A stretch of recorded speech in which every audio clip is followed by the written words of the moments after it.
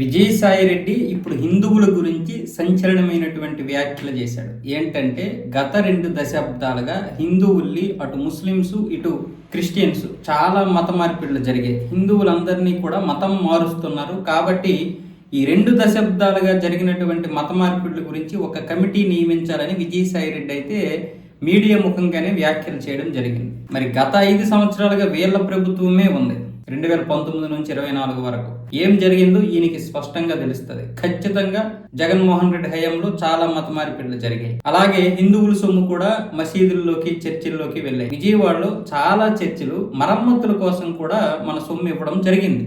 అప్పుడు ఎవరూ మాట్లాడలేదు, కనీసం నోరెత్తనూ లేదు. ఇంకా ఆ గుట్కా నాని లాంటిడైతే ఇంకా రకరకాలుగా మాట్లాడాడు, వెంకటేశ్వర స్వామి గురించి లేకపోతే మన హిందుత్వం గురించి. కాబట్టి ఇలాంటి చెత్త మాట్లాడేటటువంటి వారిని పక్కన పడేస్తే మనం ఈరోజు విజయసాయి రెడ్డి లాంటి వారిని కూడా నమ్మకూడదు. ఇప్పుడు విజయసాయి రెడ్డి ప్లాన్ ఏంటంటే బీజేపీలోకి రావాలని ఒక ఉద్దేశంతో బహుశా ఈ వ్యాఖ్యలు చేసి ఉంటాడు. ఏ ఉద్దేశం లేకుండా రాజకీయ నాయకుడి మాటలు ఉండవు. ఒక ఫక్తు రాజకీయ నాయకుడిని అర్థం చేసుకోవడం మన వల్ల కాదు. ఖచ్చితంగా బీజేపీలో పడడం కోసమే ఇప్పుడు ఈయన వచ్చాడు. ఎందుకంటే మళ్ళీ 2029లో కూడా ఖచ్చితంగా 4వ సారి బీజేపీ వస్తుందని వీళ్ళందరికీ తెలుసు. ఎందుకు ఇంత నమ్మకం అంటే వీళ్ళ కాంగ్రెస్ మీద నమ్మకం.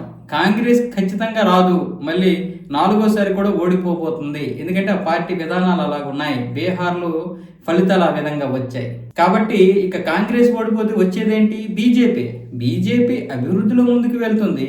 కాంగ్రెస్ తన పార్టీ వ్యూహాలతో కింద పాతాళంలోకి పోతుంది.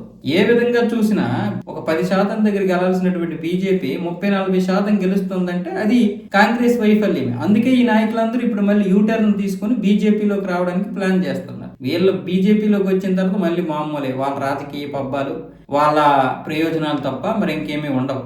అలాగని నేను విజయసాయిరెడ్డి మాటలు నేను వక్రీకరించలేదు, వాటిని నేను తోసిపుచ్చలేదు. ఆయన మాట్లాడినటువంటి మాటలు వాస్తవమే, కానీ అవసరం ఉన్నప్పుడు జరుగుతున్నప్పుడు వీళ్ళు ప్రశ్నించలేదు. అది నా బాధ.